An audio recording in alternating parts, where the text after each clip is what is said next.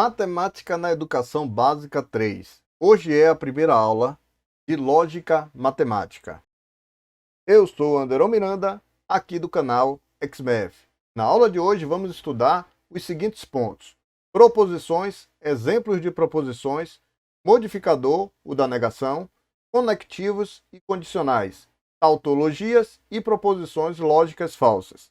Não deixe de ver nossas aulas completas sobre matemática básica aqui na descrição do vídeo. Então vá lá e acompanhe a nossa playlist com todas as 15 aulas sobre conteúdos da matemática básica. Conteúdos como conjuntos, conjuntos numéricos, intervalos, função afim e função quadrática. Proposição. O que é propor? No estudo da lógica matemática, o conceito mais básico é o de proposição, que vem do verbo propor, ou seja, significa submeter à apreciação. Exemplos de proposição. Chama-se proposição ou sentença toda oração declarativa que pode ser classificada em verdadeira ou em falsa. Observamos que toda proposição apresenta três características obrigatórias. São elas: primeiro, sendo oração, tem sujeito e predicado. Ela é declarativa e não é exclamativa nem interrogativa. Tem um e somente um dos dois valores lógicos, ou seja, ou é verdadeira ou é falsa. Proposição, exemplos. Aqui vão alguns exemplos de proposições. 9 é diferente de 5. 7 é maior que 3. 2 é um número inteiro. 3 é divisor de 11. 4 vezes 5 é igual a 20. Dessas proposições, todas são verdadeiras, exceto a letra D, onde fala que 3 é divisor de 11. Então isso não é verdade, acaba sendo falsa. Não são proposições, pois aqui está as não consideradas proposições. As seguintes frases: 3 vezes 5 mais 1. A raiz quadrada de 2 é um número racional? O triplo de um número menos 1 é igual a 11. A frase F não tem predicado.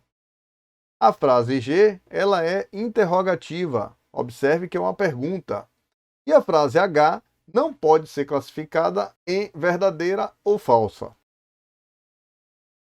Vamos agora ao modificador da negação.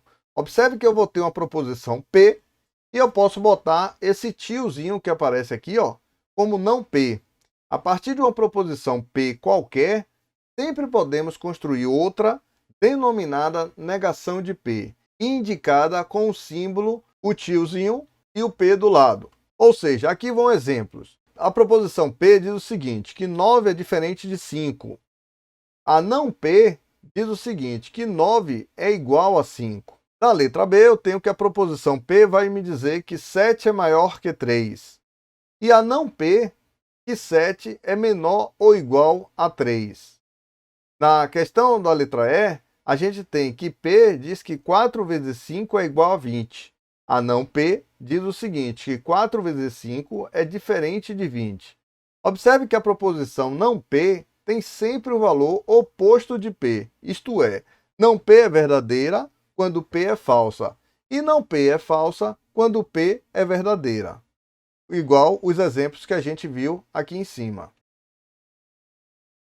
Aqui vem a tabela verdade da negação. Esse critério já está resumido nessa tabela aqui ao lado. Então observe que na tabela, quando eu tenho P é verdadeira, a não P é falsa. E quando P for falsa, a não P é verdadeira. Vamos agora às proposições compostas, ou seja, formadas por conectivos. A partir de proposições dadas, podemos construir novas proposições, mediante o emprego de dois símbolos lógicos chamados de conectivos. O conectivo e o conectivo ou. Então, como vocês podem ver aqui, ó, eu tenho que um Vzinho de cabeça para baixo, né? É o I, e o Vzinho com formato em V mesmo, significa o ou. Colocando o conectivo e entre duas proposições P e Q, obtemos uma nova proposição, P e Q, denominada conjunção das sentenças P e Q. Vamos aqui a exemplos. Se a proposição P é 2 maior que 0, a proposição Q é 2 diferente de 1, quando eu falo P e Q, eu estou dizendo que 2 é maior que 0 e 2 é diferente de 1. Observe ainda que eu tenho outra situação. A proposição P é 1 quadrado de lado A tem diagonal 2A. A proposição Q vai dizer o seguinte, que 1 quadrado de lado A tem área A ao quadrado. E a nova proposição, que é a conjunção de P e Q, vai dizer que 1 quadrado de lado A tem diagonal 2A e área A ao quadrado. Conectivo I. A conjunção P e Q é verdadeira se P e Q são ambas verdadeiras. Se ao menos uma delas for falsa, então P e Q é falsa. Então observe aqui do lado a tabela verdade, onde eu tenho que as proposições P e Q, ambas verdadeiras, vai me dar uma outra proposição, P e Q, sendo verdadeira. Fora isso, todas as outras condições serão falsas. Ou seja, quando P é verdadeira e Q é falsa, a nova proposição P e Q também vai ser falsa. E a mesma coisa acontece quando P é falsa e Q é verdadeira. E também acontece quando ambas são falsas. Então, a última proposição da conjunção, elas vão ser falsas. Vamos aqui a alguns exemplos. A proposição P, 2 maior que 0, é verdadeiro. A proposição Q, 2 diferente de 1, também é verdadeira.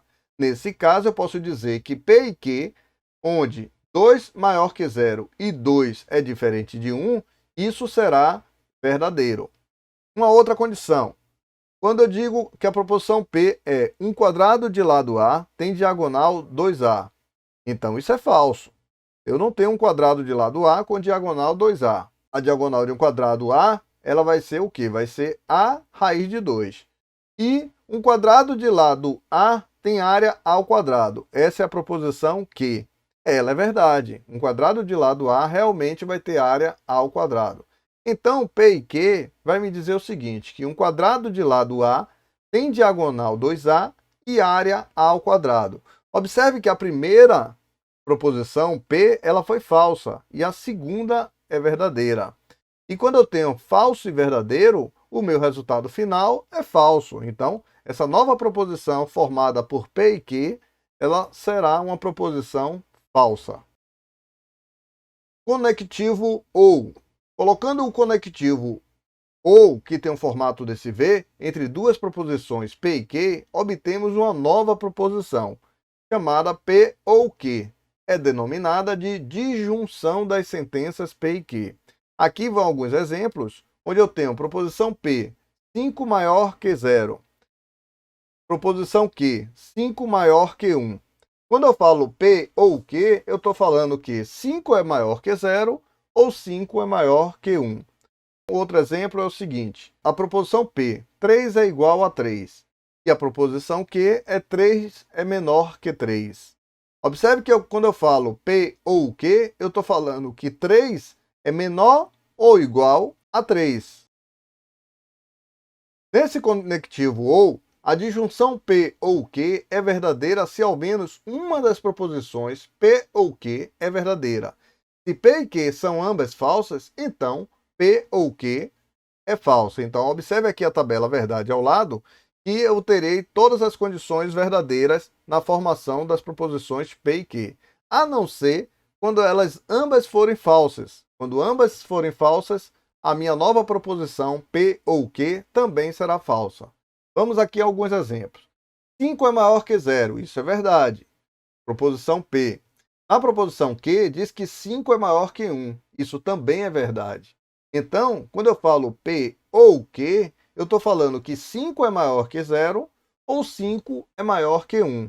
Então, como eu tenho ambas verdadeiras, eu posso dizer que minha terceira proposição é verdadeira.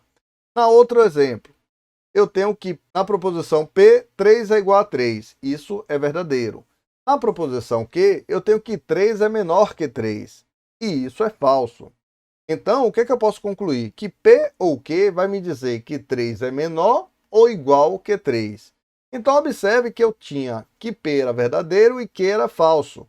E quando eu tenho, olhando aqui na minha tabela verdade, verdadeiro para P e falso para Q, a minha terceira proposição formada, ela vai ser verdadeira.